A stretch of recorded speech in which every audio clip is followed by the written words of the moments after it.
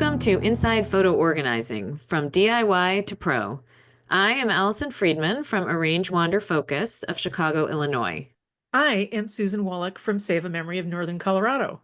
This podcast focuses on preserving memories and stories through our photos and videos. Together, we will provide photo organizing tips and tricks for everyone from the person who wants to do it yourself to other pros in our industry. We will also bring you the latest software and hardware for photo and digital asset management.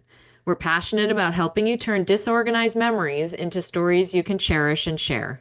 We will be answering your questions, and we hope that as you learn more, you can complete your own storytelling and photo organizing project and feel more confident to finally know that you can preserve and find those special memories with ease. Join us on this journey of learning how to preserve the memories that matter.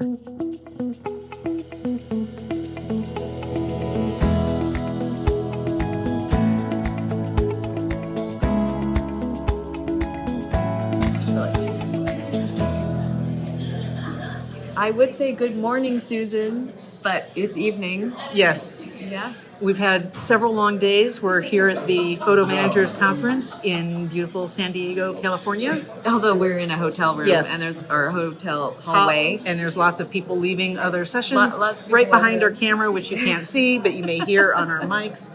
Yeah. So how are you? It's great, and we're here in person. Yes. We're Yes. here in person.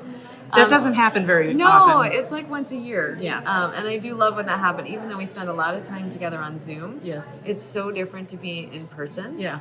And learning from each other and learning from all the other people here at the conference, which is essentially what we do. The conference is to bring all the photo managers together. We learn from each other. But more than that, I think it's being able to connect in person. Hallway conversations. Actual hallway conversations where, getting advice, having fun. But the other fun thing that we're able to do here is randomly pick some people that are here for the conference. And talk to them. And talk to them and ask them some questions. So this month's episode is a little bit of hodgepodge. All sorts of things. We don't really know where it's going to go. And we sort of broke our rule. Which rule? We break a lot of rules. The rule that we usually bring vendors Yes. that we have tried. Yes, we do have one vendor, at least so far, that we've interviewed so far. We do have one, and we have not actually tried that product. Yep. They are here as a sponsor. Yep. But it sounded kind of interesting, so we can't really, we're not going to vouch for what it's like, but it sounds really cool. Yeah. And we'll let you decide. Yeah, we'll let you decide. I'm interested in trying it. Yeah. Well, Susan will try it first, and then she'll let me know. But I'd have to get the device. Yeah. But that's coming up Yeah. in a bit. But it's just fun for us, and we did have a few people write in and tell us that they really loved our Roots Tech podcast that we did, where we walked around and found Randomly people. found So we decided people to and do vendors. it. Yeah. It's kind of fun, and why not? Yeah. So Enjoy. and this is a little different because now we're at the conference with video. So if you're watching us on YouTube, we're here. Yeah. So we've been talking now for a little bit, and it's time to wrap up our conversation. So what's to follow after our intro here is the people that we pulled out of the hallways. Yes, or out of the conference Out of the room conference and said, room. come talk to us. Yeah. So we hope you enjoy this edition of our podcast. Yeah. All right. So you start the interview. Okay.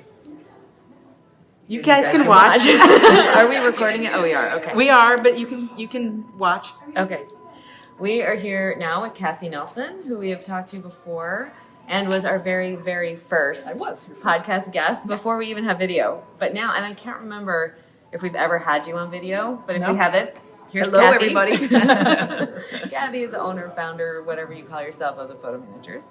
And this is your conference. Yes. So why do you do this? Oh gosh, labor of love. Because I know as human beings we need to connect, and connection is, we're wired as humans to be connected, which is why we love what we do, is telling stories. And I knew that early at 13 years ago that if I had an in-person conference and people could meet each other, magic could happen.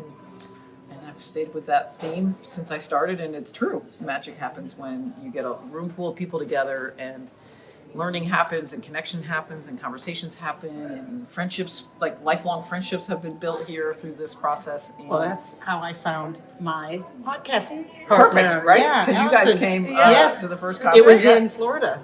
You came to Orlando was your first Yeah, one. that was my first in person. Yep. And I had this idea, and then I met Allison there. I actually told her, I love attorneys, and she thought I was absolutely nuts. Not too many people say that. Yeah, which This kind of attorney we love. yeah. And so I went back home, and that's when the idea came. And I thought, who is confident enough to do this with me? Like, just go out and create something out of nothing. And I thought of her. Yes. Or crazy enough. It's a good idea. It's been Yeah, wonderful. I'm either so way. glad that you have a podcast because you bring so many voices that that are relevant to our business and give them an opportunity. And I know many people listen to you and really enjoy the process. It's fun. Oh no, we're losing our next guests. Don't go far. She won't be your guest. I'll bring her back. Okay. We're in, just so you know where we are right now, we're literally in a hallway. And the main People are ballroom walking is behind back us. and forth. People are walking back and forth. Just so you know, because this looks a little bit weird, but here we are. What is the greatest thing that you have seen happen over the last couple days, or your favorite moment? Oh gosh, the last few days already. I don't know. It's funny. It's gonna sound. It was watching everybody around those fires making s'mores last night was actually quite fun because I think again that's that idea as we're all out in the world. We're all going to go home tomorrow and we go back to life, which is all the things, bills and family and pets and everything. And to have a moment away where you can like sit around a campfire, like a fire, and make s'mores with a bunch of grown business entrepreneurs. There's something magic about that. So that just made me really happy. And I think the level of expertise and the technology knowledge that we have, over the past 16 years, I mean, the skill level in this room is really just ramped up. And it just makes me thrilled to see the messages to everybody is don't panic. Don't be afraid. You can learn it, which we can. Everybody can learn anything. And just to see mostly women, but more and more men build that confidence. And Susan is a great example of that. I mean, and both of you actually are brilliant technicians and technology experts. And you bring that skill and you rise everybody else up. So that makes me happy. Oh, yeah. Thank you. Thank you. Didn't think it was going in that direction. Yeah. I know. I get to talk about them for a change. That is not how this works. Turning around on them. Yeah. So. That is not how this works. Well, we know you are tired. This And is a long you conference. still have a lot to do for us done yet. to run we the have, conference. we have more happening tonight. So Yeah, thank you tonight's so going to be much. fun. There's a surprise for everybody tonight we're excited about. So, Good. Okay. Thank Great. you for Thank joining you, us. Cathi. Okay. All right. Goodbye, everybody. Bye. We are here with Rhoda Gordon, who you might remember was on an earlier podcast showing us her very cool Dig Your photos. But I hear you have rebranded. Do you want to tell us a little bit about that and how it's gone here for you? Yeah, I'm so glad I ran into you at the Photo Managers Conference. I have rebranded Dig Your Photos. It's a DIY print photo organizing kit. And I had gotten feedback. I really take any type of feedback truly seriously. And I believe in affirmations and helping people really feel empowered to organize their own print photos. And originally, my packaging was reflecting the old vintage photo albums. I thought that was really kind of kitschy and niche, but the black and the gold was a little bit heavy and did not resonate with how fun and empowering and just cathartic and energizing this can be, and what a bonding experience it can be for your family. So I rebranded, and it's been really well received. It seems to have been really well received here. Yeah. I sold out of everything I brought. I have plenty of orders also to fulfill as soon as I get home Monday morning. I'm going to be shipping out quite a number of boxes to many, many photo managers. So I'm excited. That's amazing. So happy for you. So let's take a peek inside the box. Peek inside the box. Yeah, let's. And it's not just for photo managers, really. No. This is for you guys at home, everyone listening. This is for you to organize your own photos. Absolutely. This is to help you organize your own print photos, one box at a time, one bag at a time, one stack of albums at a time. And so if you purchase the box, the first thing you see is there are some affirmations. You can do this. It really isn't rocket science, by the way. and I provide all the tools and the process and the videos to make it easy. So the first thing you'll see is literally it's an envelope that holds the instructions. It just says start here, there's no mistake, and inside it just lists the contents of the box and then how to set up your area. Also included is a tool kit pouch with all the tools that a certified photo manager uses when they're organizing print photos. So inside, I'm just going to go quickly, is these cotton gloves, which is paramount for handling photos as well as cleaning them off before you store them. Archival safe pencil to take notes on the back of your photos. This is key. It's called a palette knife, and it's used to get out stuck photos from those, magnetic albums that we all put our photos in, but now they're being eaten by them. That's really important. Yeah.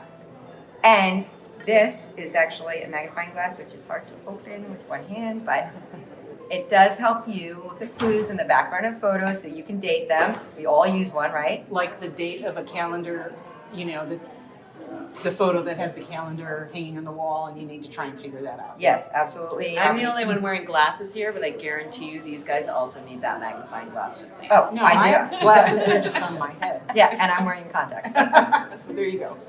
And this is a little known, I use it all the time, but this is a gum eraser. There are many different types of erasers out there, but I've kind of done my homework on erasers and I'm a little bit geeky about it.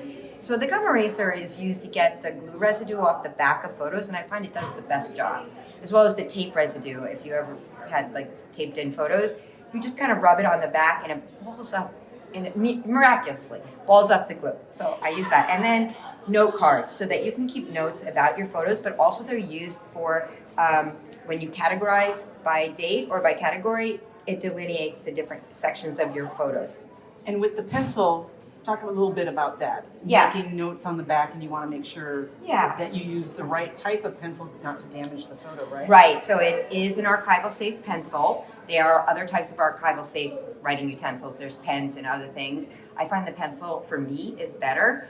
Sometimes the pens you have to wait until they dry before you put your photos stack them up. So I like the pencil. I actually get mine from Archival Methods, but you probably can find them from an art store. Just make sure that they're archival and photo safe.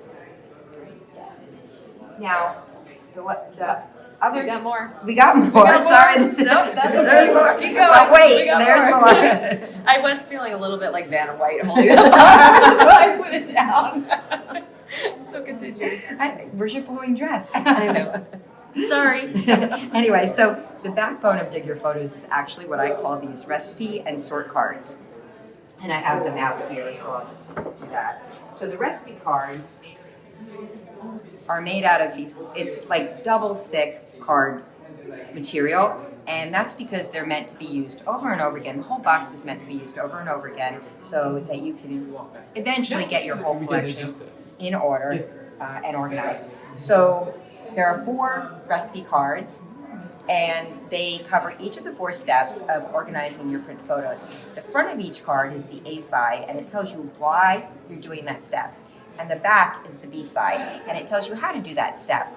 And each one of these cards has a little QR code that leads to a video of 5 minutes or less of me demonstrating that particular step. So, there is no mistake on what you should be doing, why you're doing it, and how to do it. And so it kind of is very easy just to follow along.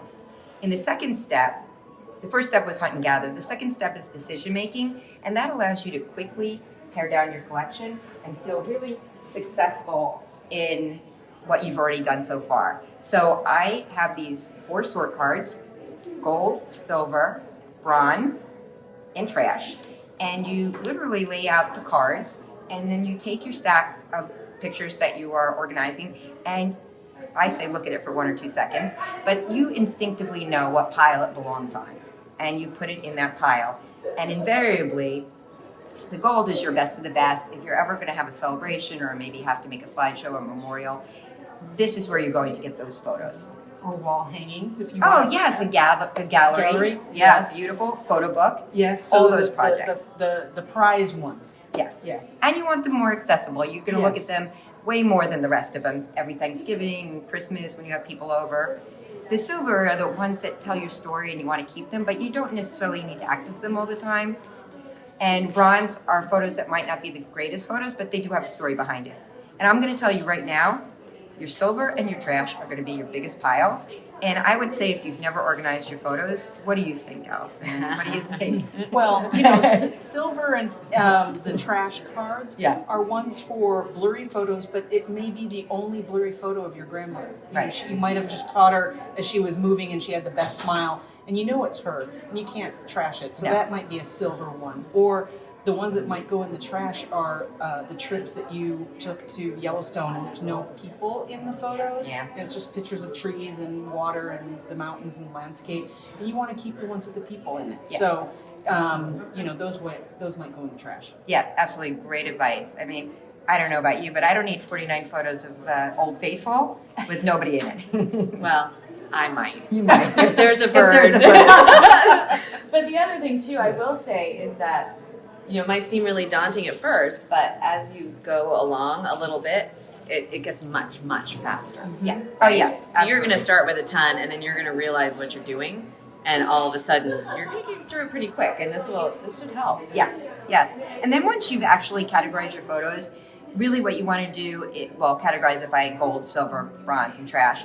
You really just want to focus on the gold and the silver to categorize. And in order to do that is the family timeline step, where you create a family timeline. And so Dig Your Photos actually has a resource online where it's a spreadsheet, and it has ticklers for all the different milestones that may be in your life. Births, weddings, graduations, religious celebrations, where you lived, what pets you had. That's amazing. And they're all, and then down the side of it is dates, so that it can help you categorize your photos by looking at all the cues in the background for that. And then included in the Dig Your Photos box is this One last big thing. One last thing, the big reveal. family timeline template, I call it. And this rolls out to be 5 feet long. And you use your already filled out, and I have one here. We won't make you open that because I know you actually sold this last box, Yes. and they haven't picked it up Yep, yet. I won't so, tell you who yep, bought we it, won't but it's tell not ya. us. Yeah. And so I have a sample here. But you take your milestones, all your dates, and you actually physically create a timeline. Yeah, Susan's going to show Here we you go. an example one I have, where I've created a timeline. This is a shorter version, but where you physically create a timeline with the important dates in your life of your photo collection, and then on the last step, you actually categorize it by date. So you put it where you think your photo belongs, date-wise. Is that you? Hold That on. is me. Is that That's you? my wedding photo. Can we do this? it's so cute. Same smiling. Anyway, so this allows you really to have visual cues on where to put the photos. But I also want to just say, I am, and I'm sure Allison and Susan would agree, giving you permission. If you just want to categorize your photos by generation or by decade or by half decade, that's fine. You do not have to go to the finest granularity. It's really so that you can find your photos again in about the right place. And lastly, once you have had your photos categorized on your timeline, the insert of the Dig Your Photos box kit comes out, and this can hold up to 1,275 photos standing up, of course, separated by the note cards by the dates that you have picked. So smart. Yeah, and I always say do the gold first, Yeah. and keep them in the front and separate it as gold, and then do the silver second, so that you know where your best of the best, where you're going to be going all the time. But again, and you will agree with me, this is only temporary storage. Yes. You really have to follow up with the next step, which is taking your photos to a certified photo manager or your local trusted photo store in town to have scanned, digitized, and then also transfer all of this into archival safe storage. And then you can use the box over and over again for your next bag of photos or stack of albums. And that, in a nutshell, is Dig Your Photos. It's very cool. As I mean, clearly all of us like it because she sold out. Yes. Oh, yes. So we will put, thank you so much, My Rhoda, pleasure. and we will put all of your contact information back down in the show notes, and we'll also link to the original podcast that we Yes, did with yeah. you, because I just can't remember what it was, Yeah, I think when it was at yes. the moment. It So. was the first one that they actually The first one we did videotaped, video. and I nice. wasn't ready for it, but it's okay. That's right. That's fine. This is who I am. Thank you for saying that. And so now, not only are we an audio podcast, but you can watch along if you didn't know that, and go out to our YouTube channel, and you can see even the past episodes. Even though I didn't use the video, there's just a thumbnail image there. You can listen to all of our podcasts in order right on YouTube. Yeah, and then You can binge us. yes, I have to say that every single episode I've listened to, even though I'm a photo manager, is so compelling. Like just the daily advice that people get that you can use in your daily life, on it, and these two, they're funny. Well, thank you, Rhoda. We appreciate those thoughts, and we just love our listening audience. So, Thank the you. more you let us know how we can help you in your projects, please reach out. We have our website, insidephotoorganizing.com, and you can send us your comments and questions, and then we'll answer one of them on a future podcast. Thank you so much. Thank you. It's my pleasure to be here. I'll be back next year, and All right. hopefully I'll see you before then. And you I better hope bring so. more of those boxes. Yes. All right. Excellent. Thank you. Thank you for watching. We are now here with Dionne Merriott from Texas.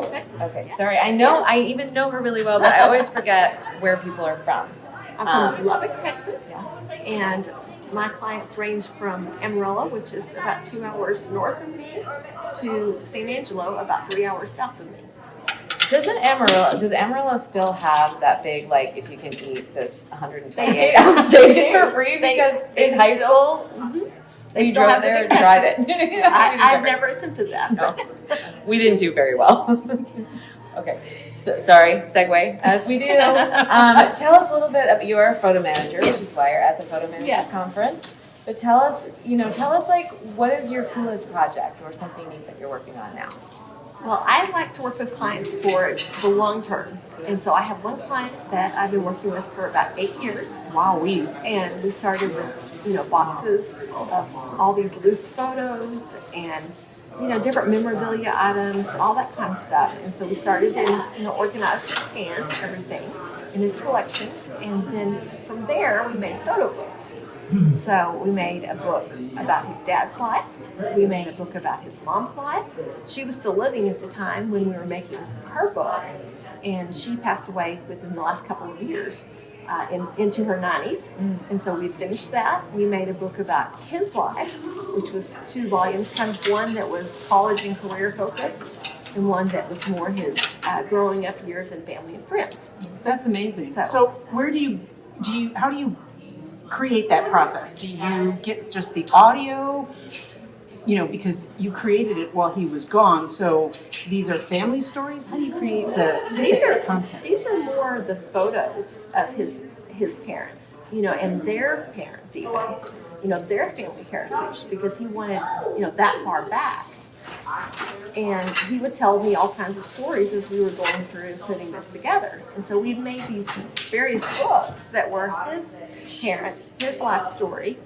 And then he decided this year that he wanted to make one book that was going to encompass all of that about himself. And so he will be 80 in the summer.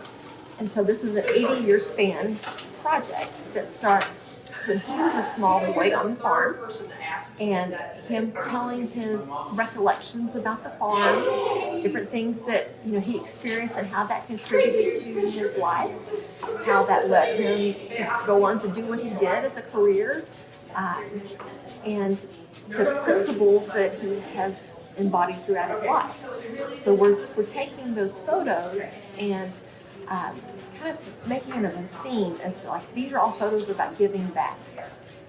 And these are all photos about having fun. And so he's telling me all these stories, and then I'm transcribing them and getting them onto the pages. That is so cool. Who came up with the theme? So did he come to you and say, these are the books that I want and this is how I want it done? Or are you the one that sort of listened and looked at what he had and saw, like, sort of pulled it together for It was him? kind of collaborative. At one point, a few years ago, when he was getting ready to sell his company, he wanted to make some books to use to present to potential buyers for the company. And so I worked with him, and he just had all these random thoughts in there. And so we have to kind of, like, what are we trying to do? We're trying to sell the company. Why should they buy this company? And so then he was like, oh, we should talk about the cornerstone of the company.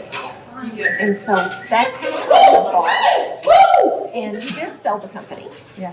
And then after selling it, he went and made a donation to the local university, and he's given me permission to share with people about, whatever work I've done with him. And when you make a significant donation to the university, they name the college after you. And so then that went on to, be the Davis College at Texas Tech University. And then from there, those principles we're putting into the new book and seeing how that thread goes throughout his entire life. So you already had worked with him for so many years. A lot of his photos were already organized by your company. Yes. Is that right? Yes. Okay, so when you outlined what these books were going to talk about, it was fairly easy then, I'm guessing, for you to go into his archive. They were already digital, and pull out the ones that were important. How did you cull down what you needed? What I really did is I looked at the books that we had already done, because those were ones that I knew that he had already chosen his favorite photos. And there was already stories along with those. And so I pulled those into the new book. And then when I'm going through and reviewing it with him, he's reading those stories that he told me several years ago. And then he's like, oh yeah, that's really good. And he's recalling that, but then he's expanding on it.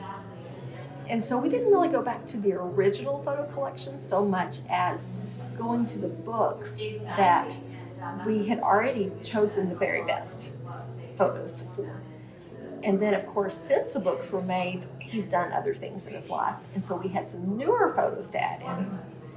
And so it's been a very complex project because of all the moving parts, and some things were in his dad's book and also in his mom's book, so I didn't want to duplicate that.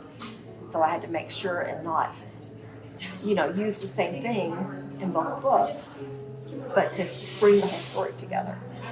That is super cool. I think actually the lesson here, what I'm hearing, is that you start by just getting things in order, right? And then once everything is in order and digitized, the books and the additional projects come from that, and it becomes a lot easier because you already know what the favorites are, and then you can just go from there. And it builds. So if you are thinking at home, well, there's no way I would ever be able to, do this so that I could create 6, 7, 8 books. It sounds like a lot, but you start small. With the foundation. You start with a foundation, and then you can go from there. And once it's organized, it could be You can books. do so many things. It could be framed pictures. It could be, you could get since then, anything, when he's had presentations to make, he'll, contact me and like, hey, I'm doing this presentation at this. I need this kind of photo. And then back in the fall, he calls me and he's like, can we make a photo book of my wife's entire life for her birthday? And I was like, sure. I said, when's her birthday? And he said, in 2 weeks. And But I bet you did it. I did it. Yes, you did. Because everything was already gathered and in his collection. And that's the key, Yeah. is, Yeah. once you get these from Right. a physical state to a digital state, your world just opens up, doesn't it? And, there's all kinds of possibilities. After I did his wife's book, then, I guess he learned that I might need a little bit more lead time than that. Because I was like, that needs to be ordered like in the next 3 days. Rush shipping. Yeah, there's another lesson. Try to give yourself a little Yeah. bit more than 2 weeks. Yeah. Sometimes the shipping can be 2 weeks. So then he wanted to do a book for his son for Christmas. And, all his photos were in there. And so we proceeded for the next step. I love it. That is so cool. So, Thank yeah. you for Yeah, stopping you're by. welcome. I don't think you told us the name of your company. It's Captured Memories Photo Solutions. Okay, in Texas. In Texas. And we will put that link down in our show notes. So if you want to find Dionne, because you like her story, or you happen to be in her area, give her a And call. I have a YouTube channel, so Oh, you do? Okay. So you can link to that if you want. Is that on your? Is there a link to that on your website? There is. Okay, There so is. that's how. Because we'll put your website Yeah. link in, and then people can get to you. Okay. Okay, that Great. sounds good. Thank Thank you you so so much. much. Yeah, great. Thanks. Well, hey, y'all. Hi. We are now here with Trent Spivey from Living Memory. Trent is actually he's one of the vendors here at the conference. So neither Susan and I have actually tried your product, so I'll put that out there. And we don't know a lot about it. So just tell us a little bit about yourself, what the product is, why you're here. Absolutely. So my name is Trent Spivey. I'm based in Pittsburgh, Pennsylvania, but we travel all over. And Living Memory, we work with families and organizations to capture their loved ones' most precious life stories and wisdom. So it's legacy interviewing. And when we capture it, this is the really cool part, when we capture it, we record for virtual reality. Wow. So if you've seen those VR headsets, right? Oh boy. And I'm loving this, and she just had a cringe moment. Okay, and I'll tell you why, and then maybe I could persuade you to experience a demo after the interview's over. We chose virtual reality because we think it's really important to have the person's story in their own words, the way they tell it, to feel like you're sitting in their space with them, the way they kept it, and to feel like you're sitting right across from them. So one way I've thought to put it after this conference is, once upon a time where there used to only be absence, we're creating presence. Okay, so what is this actually? So right now, though, is the technology really there for something like this? Or are you capturing for the future and you think the glasses and, yeah, this really is not my area, but the glasses and the things are going to catch up? It's a very wise question you're asking. And I've been keeping an eye on the space for over 5 years now. I'm happy to report that I'm not going to wave the flag and say, we've arrived! But all of the things that I personally have said, okay, in order for this to be viable for a large audience, we need this. I've checked off every checkbox in my checklist. And the hardware now, a VR headset, 5 years ago, you got to take out a loan to get one, depending on which one you get. Today, you can walk into any Best Buy and get a high-quality VR headset for less than the price of a television. Do you have one? I do not. I'm sort of waiting for the dust to settle, so to speak, before I invest. Absolutely. Yeah. Okay, I have to say that shocks me that you don't already have one. Well, $2,500 for the Apple one is the Fair. one or $3,500 is the one that I'm leaning toward. I know Facebook is a lot less, but I'm not really a gamer. And so what I have found that interests me, I follow a tech podcast called Twit. And they have a section when they talk about Macs and they talk about, the VR headset and stuff. And so I listen to that and I still am not quite ready. And so you really have to have a certain purpose if you're going to go down that, whether it's business or personal. And I could see it in the future. It's really starting to come together.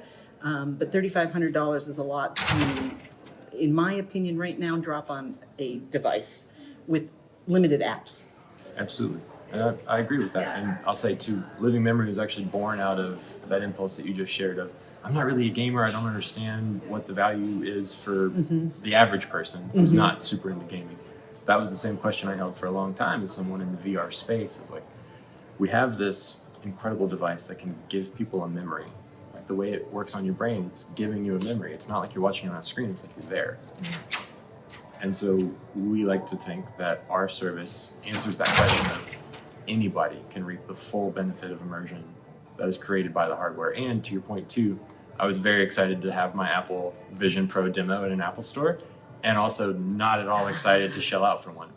And so, but I am very excited that players in the space like your Metas, like your HTCs that are more accessible and exist right now, and full disclosure, right, we're not an affiliate with any one hardware maker because, in a way, we too are also waiting for the dust to settle. And should the entire industry change overnight, we want to be able to pivot elegantly so that we can deliver to our clients something that's going to work reliably for them.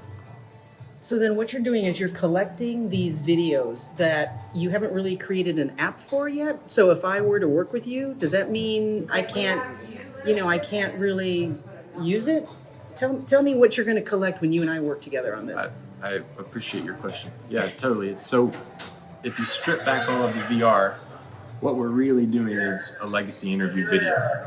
The way that we're packaging and delivering it is for virtual reality. So at the end of the day, what we're delivering to our clients is a watchable, streamable, archivable MP4 video. You're just projecting it and displaying it on a virtual reality headset.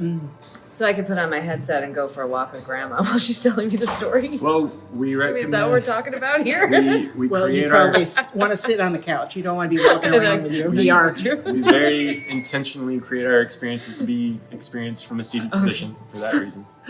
You don't want me to trip and fall. No, we don't want anyone to trip and fall. That'd be awful. I don't think your grandma would want it either. I don't think so. Well, it really wouldn't bother Grandma because, I don't have any at the moment. But it was just an example. This is, you can tell this is a little bit out of, I won't say it's out of my comfort zone. It's just something that I really don't know a lot about. My experience with VR is last year at this time at a gaming convention for my son, the college kids. Some of them had created VR games. And I sat there, and one of them was like creating fireworks, and you could choose what they were. I mean, relatively simple. What you're talking about is a lot more complex. And a lot more useful, frankly. But Don't tell your son that. Shh, he doesn't listen to this podcast. But a lot more complex, right? I mean, it's... Yeah, I view it as when you're creating immersive media, there are at least kind of two big branches of that. Now, one branch over here is full 3D, and if you're a virtual reality purist in a lab at Stanford, you would say that is virtual reality. It's completely digitally mediated reality. It gets really heady really quickly. That's one branch. What we do is another branch over here where we're using traditional cinema cameras. It's just a little bit of the processing and the lenses we use that facilitate and create that immersive effect. So we're closer to video than game development. But there's, as with everything in the VR space, it gets a little mushy in the middle. So if I were to use your services, I come to you, is that how it works? And you've got an environment that has all these spatial cameras lined up so you get the 360 or 180 view of me, or you come out to my... Oh, really? That's another thing we're very excited about. The technology has gotten to a point where you can do... It's very portable then. You could do what I'm doing right now. We throw our whole setup into a case, throw it under a plane or into the back of a rental car like I'm about to do. When I leave this conference here, I'm driving up to Malibu to work with a couple of clients who recruited us for a project. That's amazing. And so how long does a session take? I mean, amount of time? Do I have to do prep before you show up? Do I have to have my P's and Q's ready or what? It's a good question. And I want to answer your other question Okay. first, though, about... Sorry, I have a lot of questions. No, I'm here for it. So we travel to our clients because, the VR is really cool, and the bedrock of what we do is help gather and collect authentic stories that may have not been collected otherwise. And in order for that authenticity piece to be there, there has to be comfort. And in order for there to be comfort, 9 times out of 10, it's the person in their own home. Right. And so we want to travel to where folks are and make it as easy as possible for them to be comfortable so that they want to share with us. To answer your question about what does that process look like? Do I need to have my P's and Q's? There's a lot that we talk through, right? But the living memory process begins with pre-interviews that can be done in person or remotely. Oh, that's good. That's sort of reassuring. And Because even though, Alice and I do these podcasts, there could be a lot of ums and I may not know what I want to talk about. And now I'm paying you to come video record me that's going to last for, eons beyond my life. That could be intense. Absolutely. And so it's the pre-interview process does two things at the same time, right? Now, you can imagine if I walk in on day one and say, "Hi, my name's Trent. I'm with Living Memory. Tell me about your childhood."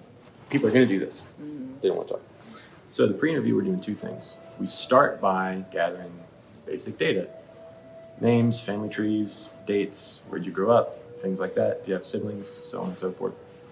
And it's building a relationship and it's building trust with that person. It's what the three of us are doing now, where we're just talking.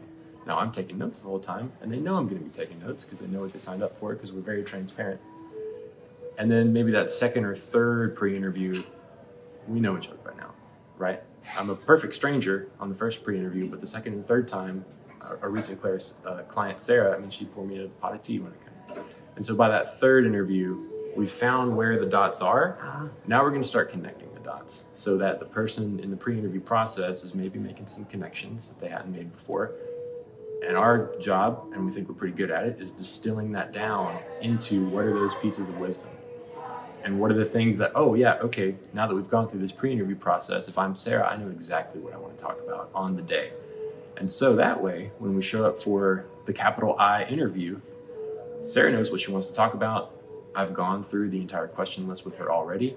Now, there are a couple things, and this is kind of the magic of it, right? There are a couple things, because depending on the family dynamic, we'll include siblings, right? Children, things like that, and say, hey, we're about to walk through your loved one with this process. Here's what we do. Here's why we think it's important. Here's why your loved one signed up. Is there anything you want to make sure that they talk about a lot, and it's a part of their story, and you want to make sure we capture that? Is there anything they've never talked about that you've always wanted to know about, and it might be easier for them to open up to That's really good. So you can go from the dinner table stories that you're tired of hearing, right, to the, hey, I don't know how you and Grandpa got, how you fell in love and all those details maybe, right? Absolutely. And so those are the questions that we bring up in the interview that it might be their first time being asked that question, but by then we've built a relationship. Okay. And at the end of the day, if they share with something that they don't want represented in the final product, our brand is built on discretion and trust, and if they don't want us to share it, we won't. Very cool. I feel like this is a watch this space thing. Yeah. But it's very cool. I honestly, like I said, I didn't know anything about it. So that's why we wanted to grab you and bring you in here. Tell me the name of the company again. We're Living Memory. We're out of Pittsburgh, Pennsylvania. All right. We travel anywhere. Perfect. And we'll put your website and information that you give us in our show notes so that people can find you. Thank you. Perfect. You want to see a demo? We Not will. Right now. Later, yeah. Sometime. Thank you so much. Thank you so much. Thank you. All right. Yep. Now we are here with Bruce Holroyd from where in Washington? Washington State, but where? Anacortes, Washington, which is halfway between Seattle and Vancouver, British Columbia. We're actually in the San Juan Islands looking out at the Puget Sound. Nice, nice. So Bruce is a video expert of all things, right? Converting video. That's where we tend to go with our questions. Honestly, let's be real here. So tell us a little bit about your business, and then maybe what's the most common type of thing that people come to you for? Well, I've been in business for myself for the last 8 years. I originally started it back in Rochester, New York, where I had lived for the last 60 plus years, and most of that working for Eastman Kodak Company.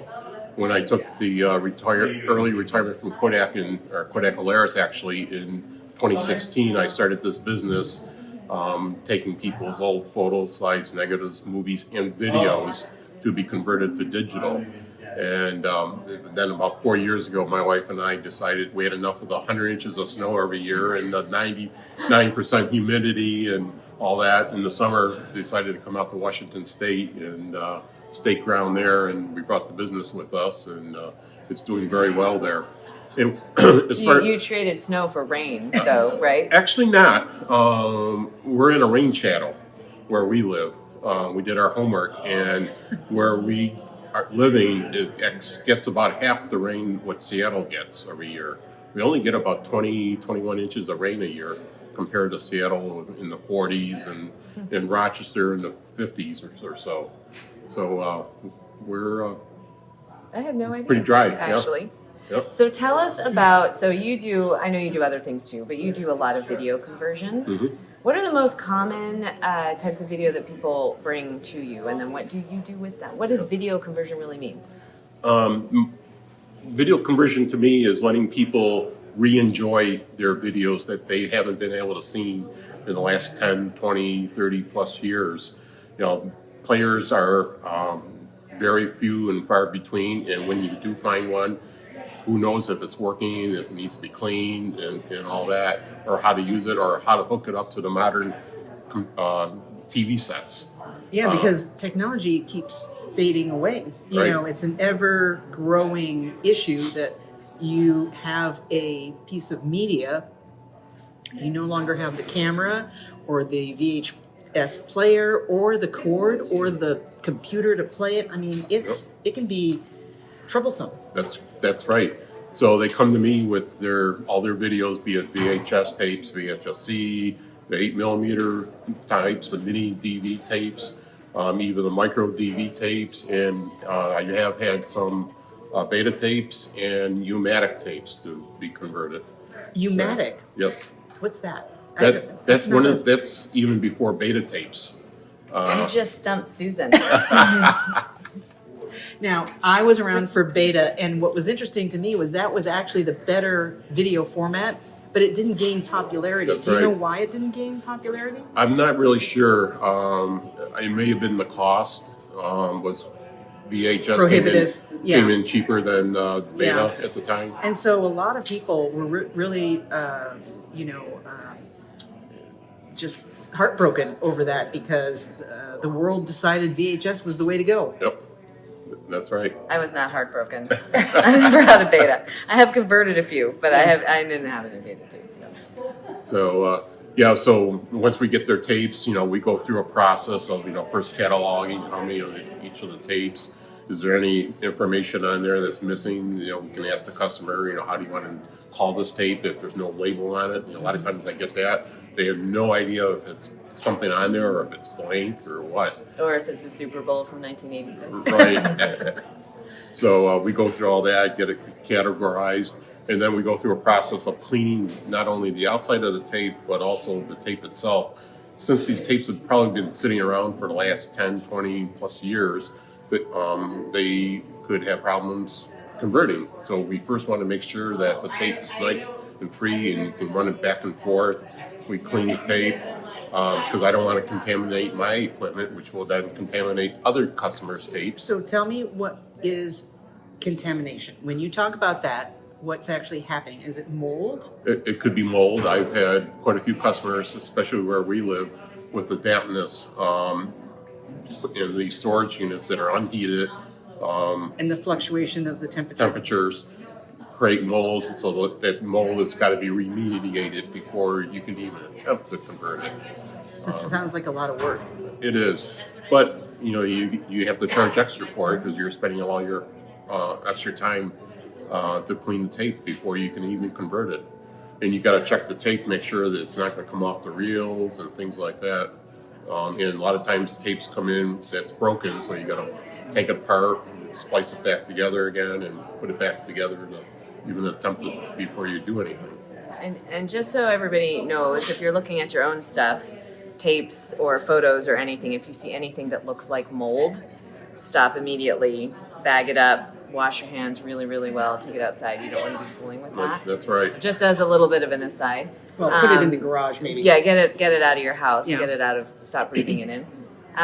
So we won't go through the whole process of the converting the tapes, otherwise, because it's complicated, and we'll be here forever. And we can't do that because we have dinner in like 15 minutes. So once you convert the tapes, I'm assuming they're converted to MP4, right? And then what do people do with them? How can they leave them? A lot of my customers ask for them to be put on a thumb drive. There's still the old timers out there that will, all they have to play them would be a DVD player. Yes. So they still ask, can I have that put on a DVD? And I said yes.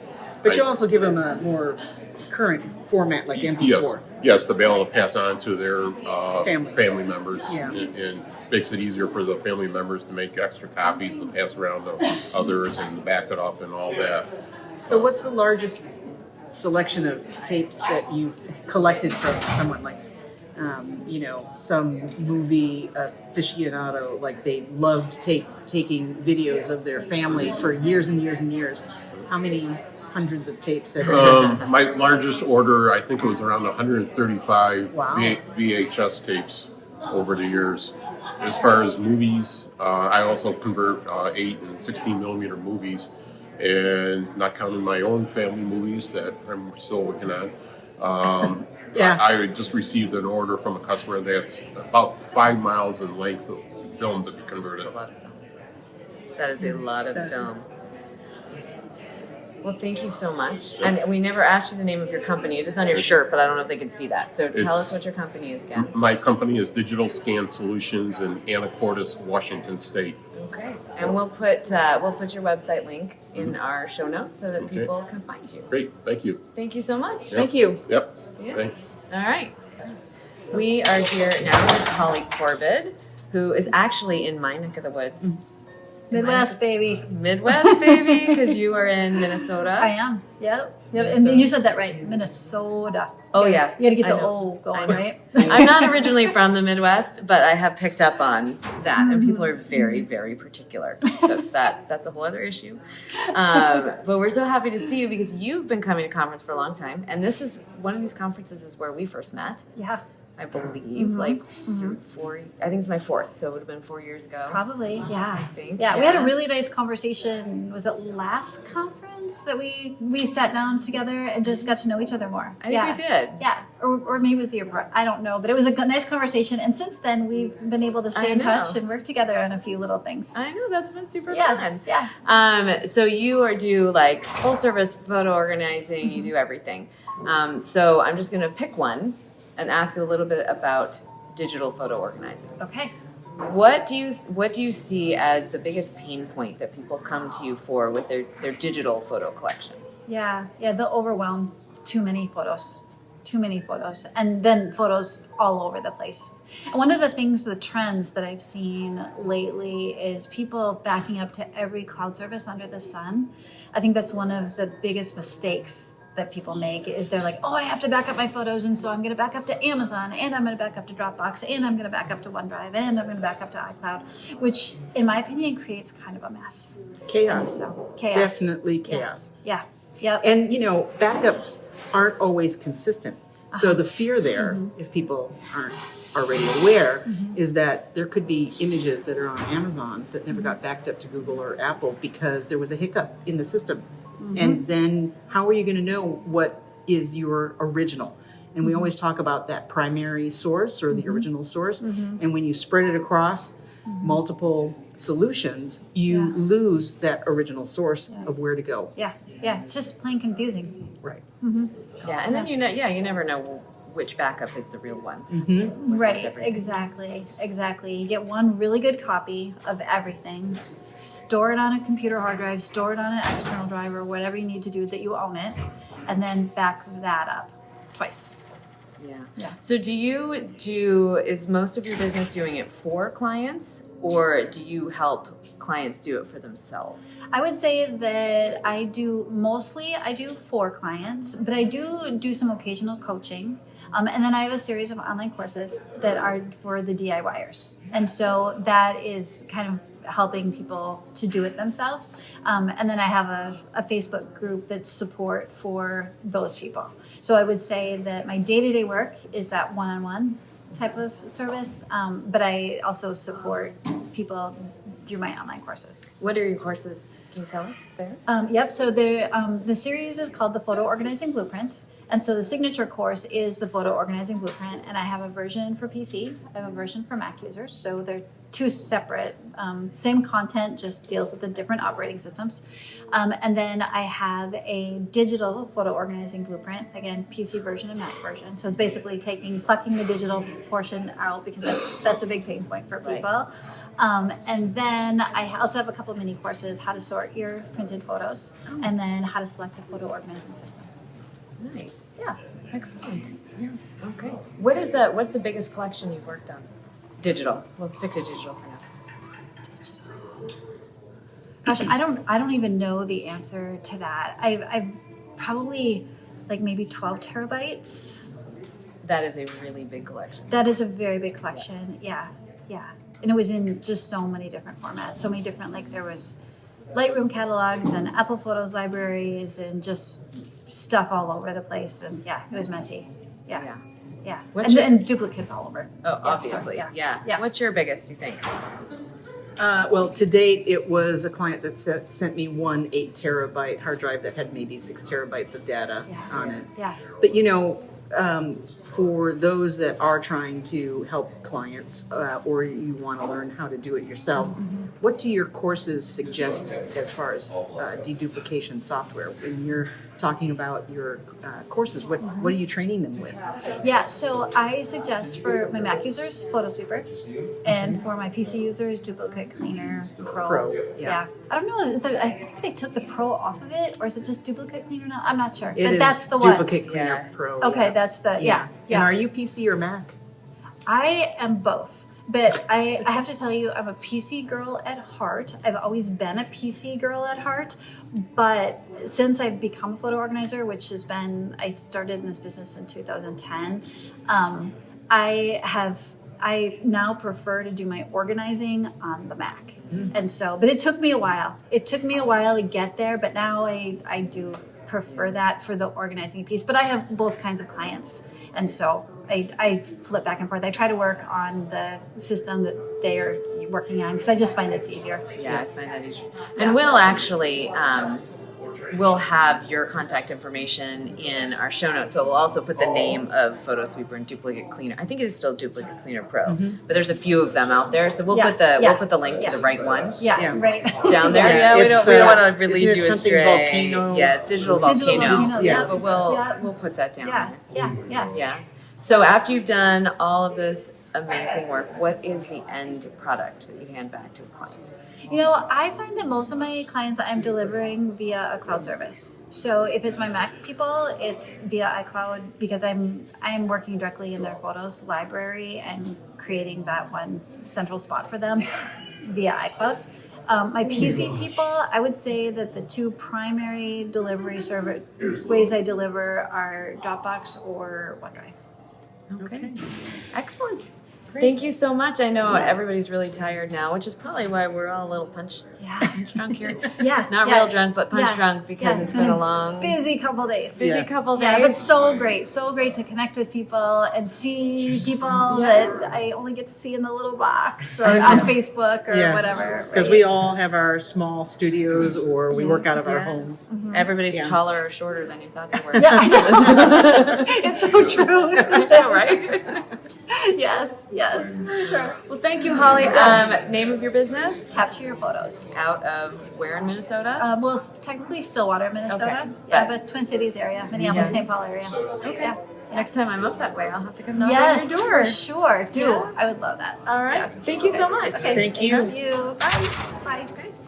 We have here now Phillip Griffith from Columbus, Ohio. Yep. Blanking now because I'm getting really tired.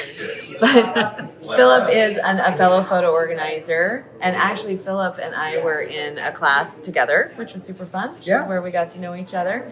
I know that one of your passions in the photo organizing space is essentially kind of like the will for your photos. What happens to them later? Right. So can we talk about that Sure. for a little bit? I love talking about your photo estate, as I call it. And it's not your entire photo collection that you want to enjoy now.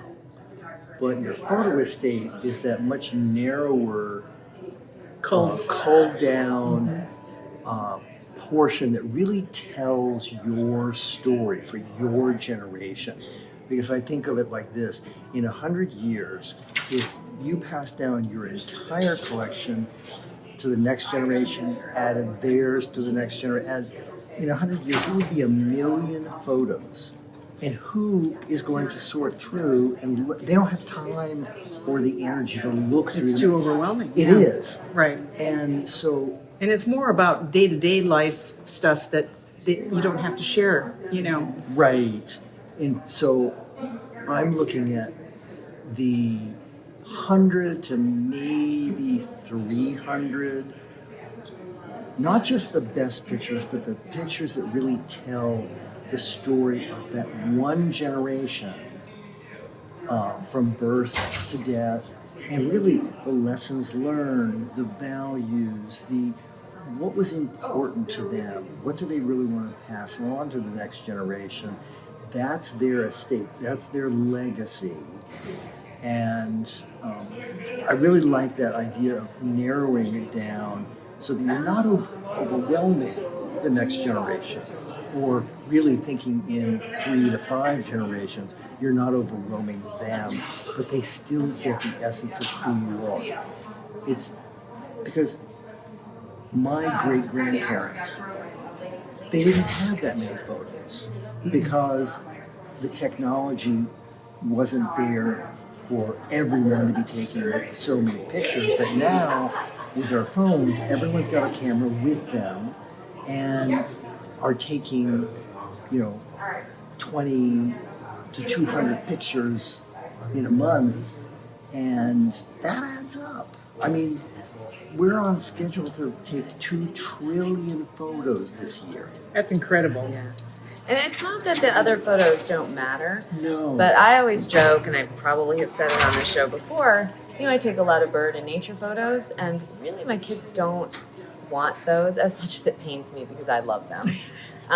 But the kids, they don't, they might want one because to remember mom is really into birds, but they really don't want those. So do you actually help people cull them down? Yes. And it's interesting, before COVID, I was actually using Zoom to work with clients, and I would spend 2 or 3 hours prior to a 1-hour session, and I would go through 4 or 5 folders of photos from different dates or different events, and I would go through and do red, yellow, green. Red was things that I think they can throw away. Yellow was things that I said, think of this as your B-roll. It's photos that you might want to keep, but you don't want to be them out in everyday life where you can see them in your house. But the green are the ones that you want to share, you want to put them in a photo album, you want to put them on your walls. And then I would just go through and I would show them the pictures, and they were tagged red, yellow, or green, and say, tell me if you agree. And as long as you agree, we'll move on. And occasionally, like a mom would say, no, I like the one of my son looking really goofy and making a goofy face because that shows me his character. So great, change that to a green. And occasionally she would say, my husband took that picture and he's really into these clock towers. So that's going to be a yellow. Maybe we'll keep one clock tower. Yeah. Just one. Like That's the sort of birds. like the birds. Yeah. Just like the birds. Yeah. But I would spend an hour going through, but overall I would spend 4 hours, 2 hours prep, an hour with them, and then an hour sort of cleaning up and moving out the ones that they said, yes, we can delete. And that, my clients felt like, okay, they were making progress fast without them having to make a lot of decisions. They were just agreeing or disagreeing with what I was. And when you have a third party intervening and helping you cull, you remove the emotion, you remove the purpose of the photo, when it was taken, all the, superfluous information that they're going to know. You don't know any of that. Right. It's emotionless. And you are looking for the quality of the people. Once you identify who's in the collection, who are the key players that you need to focus on. It's completely different. Don't you agree? Yeah. Exactly. And I can say, oh, here's a series of 8 photos. It's essentially the same photo. It's that near duplicate. And it's like, okay, which one of these do we need to keep? And occasionally, this one client will say, I want to keep 2 of that series. Great. But the rest of them we're going to get rid of. Yep. Okay, so last question. Once you have that culled down and, these, we're talking about a collection for the future, what's your favorite place to store them? What do you usually suggest? So I actually like making a photo book because that helps tell the story and lets them talk about their values, the lessons learned, the things that they really want the next generation to know. And I find that some people like to write that out first. Other people like to look at the photos and then use the photos as a springboard to do the writing. And for some of them, it's like, okay, we're going to caption. Oh, let me do a 2-paragraph thing for this group of photos. It really depends on the client. But a book is nice because, you can make one for whoever. Right. And it's solid. It can sit on the table. Yes. Yeah. And I think I do that.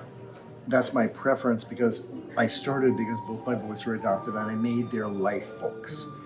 they still, at 22 and 23, pull that life book off the shelf when they want to take a relationship like the fiance. Oh. I know that this is an important person to them because they're coming and saying, this is my life. Yeah. This is who I am.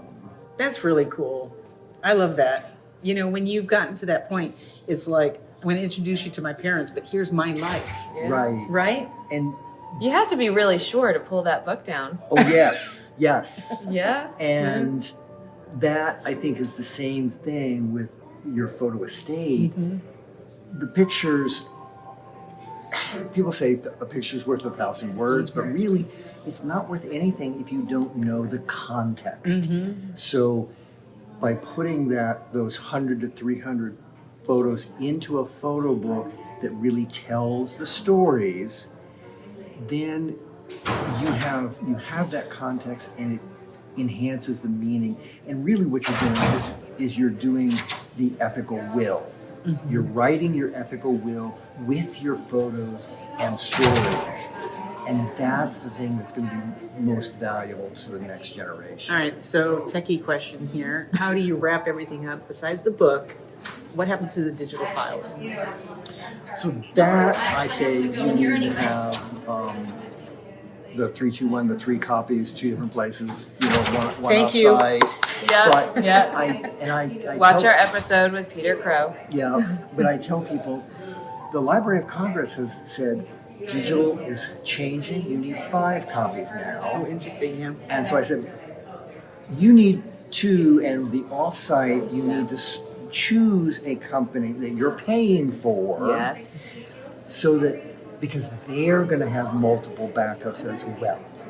And if they don't, you don't want to be paying for their service. Well, and if you're not paying, then you're the product. Yes, and you have no exactly. idea and control what's going on with your photos that could be used for AI or any other Yeah. research project. Yeah. So you want to pay a reputable company, and we've interviewed many of them on our podcast. So, scroll through. If you're just joining us now, go back and look at our previous episodes because we've talked about a lot of them, and we've evaluated them with tech security and privacy and everything, just to make sure that we're guiding you and our customers properly. Yes, and the other aspect is it's like, okay, when you have your will and your estate is being passed on, what costs are associated with what you're passing on? Because especially the digital part, a lot of people don't think about that.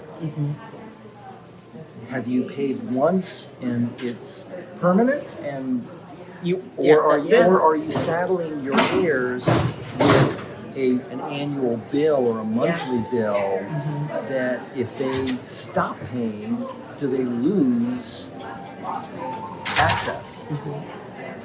Very, very good advice. Thank you so much, Philip. Tell us the name of your company. PSG Photo Solutions. And you're in again. Tell us. In Ohio, just outside of Columbus. Okay, and we'll put your website info down in our show Show notes so that yep. people can find you. Yep. And thanks so much for stopping by. Oh, great. Good to Thanks. be here.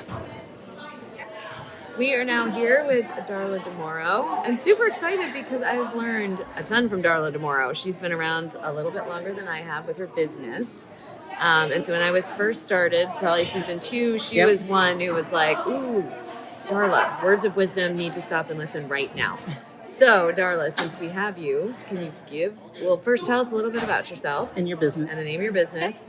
And then maybe you can impart some words of wisdom to our audience. Maybe there's some people listening out there who are interested enough in what we do that you might not just want to organize your own photos, but maybe you want to think about it as a business. Right. Or you might investigate this as a business and find something, that's an offshoot that somehow is super interesting.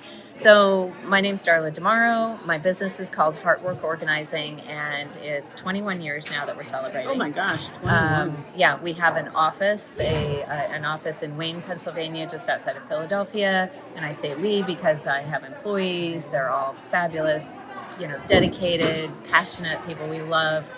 Bringing order to people's lives, whether it's with their photos or in their home environment, their data, email. We love cleaning up email and files and all that. And what I have always done, I actually have a business book that I wrote 15 years ago now, and 3 other books about organizing.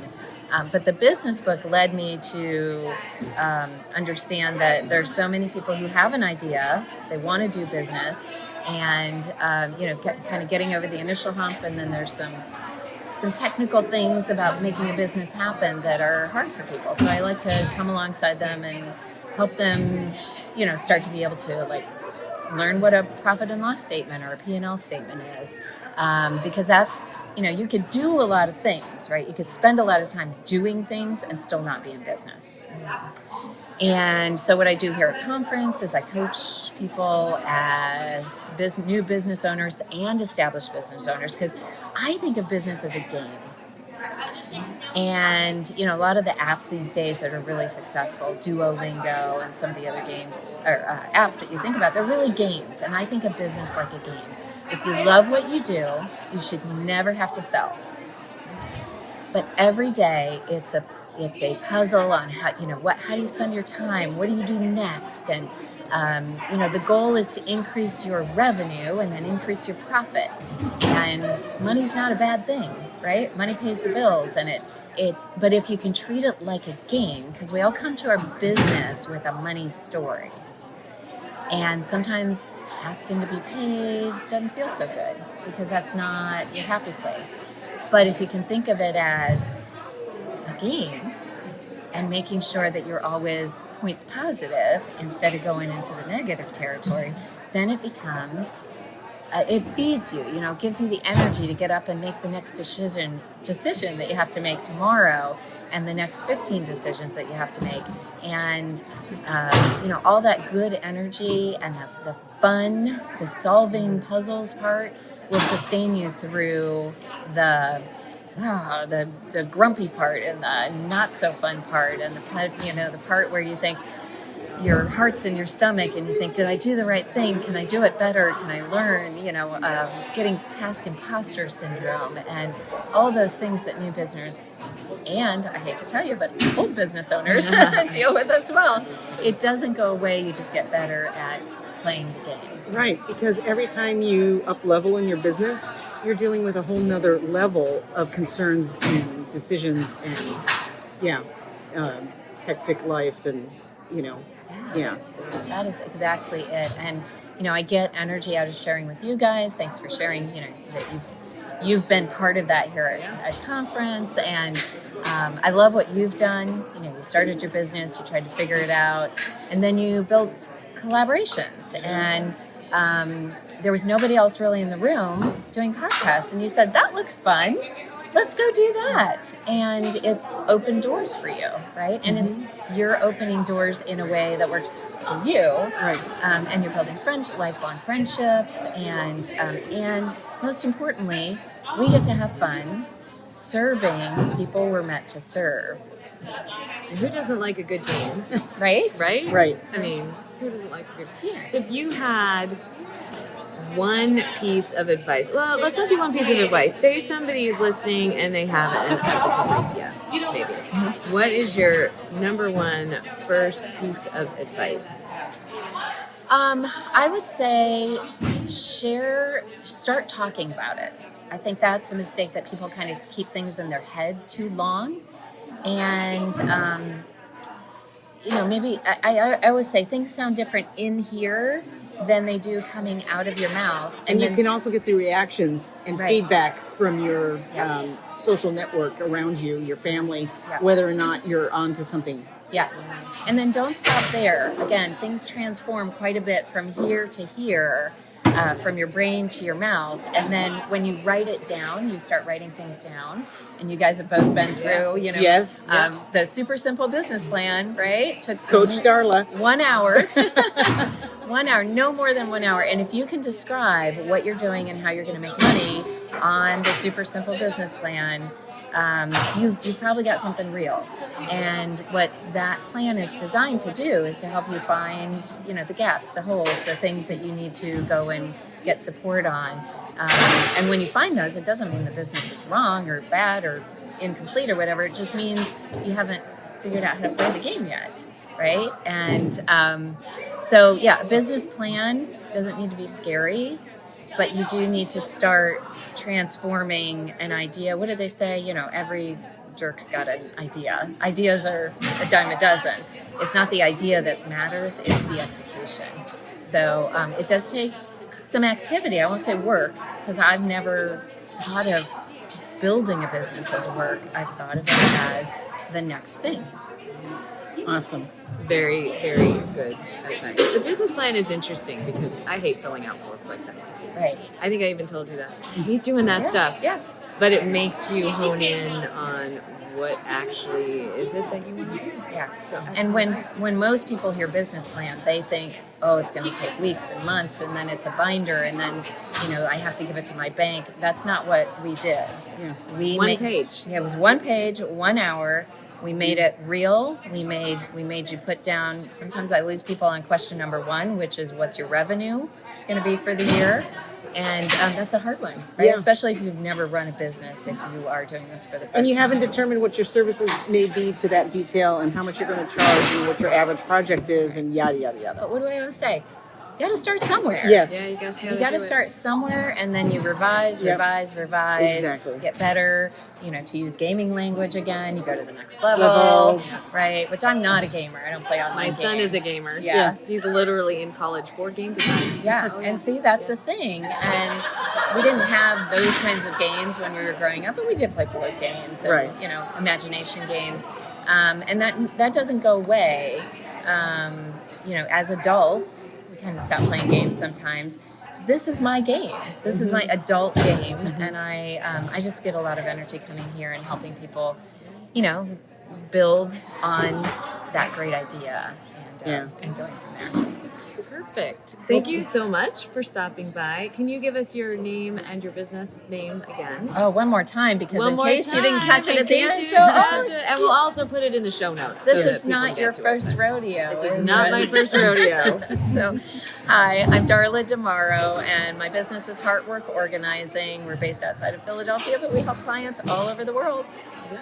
Thank you so much, Darla. Thanks. Hello, we are back. We have Cathi von Stein, otherwise known as Miss Freddie. So we would like for a fellow photo organizer, still at the conference. Cathi, can you just introduce yourself, tell us a tiny bit about your business? Sure. We'll go from there. Sure. I am Cathi von Stein. I am known as Miss Freddie online. The nickname comes from an unfortunate resemblance to Fred Flintstone at birth, and my parents still call me, over 40 years later, Fred instead of Casey. But I am a mostly digital photo organizer based out of Colorado, close to Susan, and I teach online courses for the DIY market, and then I do one-on-one services remotely via screen share for people all over the world to do digital organizing. So just a fun fact, not everybody knows this, but how I learned of the photo managers was through Casey's website. Oh, really? I was having a de-duping problem, and she still had the badge on her website at some, version of her website. Yeah. And I was like, the photo managers, what's that? And that was like, There you go. da-ding, I now know what I'm going to do when I retire. I have been here a long time. Yeah. I joined in 2017. And May 2016. So I found you in 2019. Okay. Yeah. Well, since we're sharing fun facts, I don't even know if I want to say this on. I'll go ahead.